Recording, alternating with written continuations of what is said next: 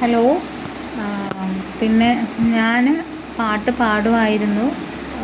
ഒരു 3 വർഷമായി എനിക്ക് ഒരു അസുഖം വന്നിട്ട്. ഞാൻ അതിന് ശേഷം എനിക്ക് പാടാൻ അത്ര പറ്റത്തില്ല. നന്നായിട്ട് പാടുമായിരുന്നു. ഞങ്ങളെ കുടുംബത്തിലെല്ലാവരും പാടുമായിരുന്നു. പക്ഷേ എനിക്കും നന്നായിട്ട് പാടാൻ കഴിവുള്ളതായിരുന്നു. എനിക്ക് 3 വർഷത്തിന് മുമ്പ് പെട്ടെന്നൊരു ന്യൂമോണിയ വന്നിട്ട് അത് ലിവറിനെ ബാധിച്ച് കൗണ്ട് 85,000 വരെ പോയായിരുന്നു. അപ്പോൾ മെഡിക്കൽ കോളേജിലായിരുന്നു, 16-ാം വാർഡിലായിരുന്നു. അപ്പോൾ എൻ്റെ പാരൻസിനെല്ലാം വിളിച്ചിട്ട് ഡോക്ടേഴ്സ് എല്ലാം പറഞ്ഞതെന്ന് വെച്ചാൽ 4 ദിവസമേ ഞാൻ ജീവിക്കുള്ളൂ എന്നാണ് പറഞ്ഞത്.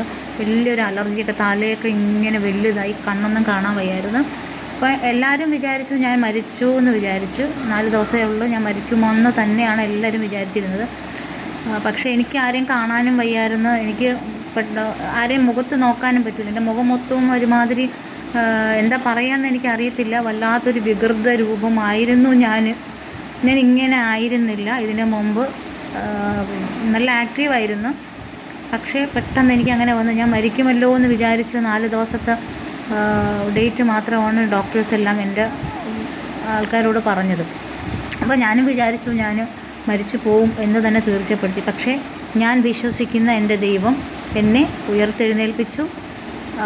85,000 പോയ കൗണ്ട് ഞാൻ പ്രാർത്ഥിച്ച് ഞാൻ പ്രാർത്ഥിച്ച് കണ്ണുപോലും എനിക്കൊക്കെ തുറക്കാൻ പറ്റൂലായിരുന്നു. എൻ്റെ ശരീരമൊക്കെ ആൾക്കാർ കണ്ടാൽ കാർക്കിച്ച് തുപ്പും, മുഖമൊക്കെ കണ്ടാൽ അത്ര വികൃതമായിരുന്നു.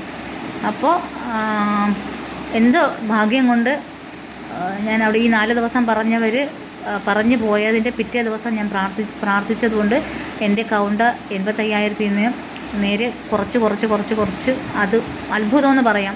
എൻ്റെ ദൈവത്തിൻ്റെ ഒരു കഴിവെന്ന് പറയാം. അതിനെ കുറച്ച് 18 ദിവസം ഞാൻ മെഡിക്കൽ കോളേജിൽ അഡ്മിറ്റായിരുന്നു.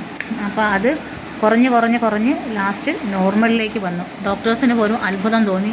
ഞാൻ രക്ഷപ്പെട്ടു. പിന്നെ എൻ്റെ ശരീരം മൊത്തത്തിൽ അവിടുന്ന് ഞാൻ രക്ഷപ്പെട്ട് വന്നെങ്കിലും വീട്ടിൽ വന്നാൽ എൻ്റെ മുഖം മൊത്തവും വല്ലാത്തൊരു വികൃതമായിരുന്നു. ആരും നോക്കത്തില്ലായിരുന്നു, അത്രയ്ക്ക് വികൃതമായിരുന്നു എൻ്റെ മുഖം. ഞാൻ ഇങ്ങനെ ഇരിക്കുന്നത് ദൈവത്തിൻ്റെ കാരുണ്യം കൊണ്ട്. ഞാനിപ്പോൾ എന്നെയോ മണ്ണിനടിയിൽ പോകേണ്ടതായിരുന്നു. പക്ഷേ ഞാൻ ജീവിച്ചിപ്പോഴും വന്നു. പക്ഷേ ഇപ്പോൾ എനിക്ക് പാടുമ്പോൾ ശ്വാസം എടുത്ത് പാടാൻ പറ്റത്തില്ല. നെഞ്ചിടിയുണ്ട്.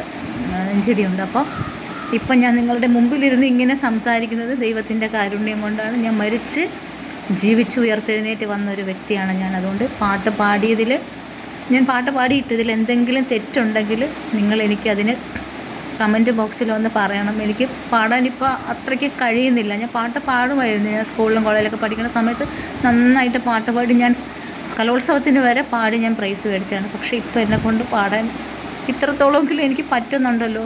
അതുകൊണ്ട് എന്തെങ്കിലും തെറ്റുണ്ടെങ്കിൽ നിങ്ങൾ എന്നോട് കമൻറ്റ് ബോക്സിൽ ഒന്ന് പറയണം. അപ്പോൾ ടാറ്റ.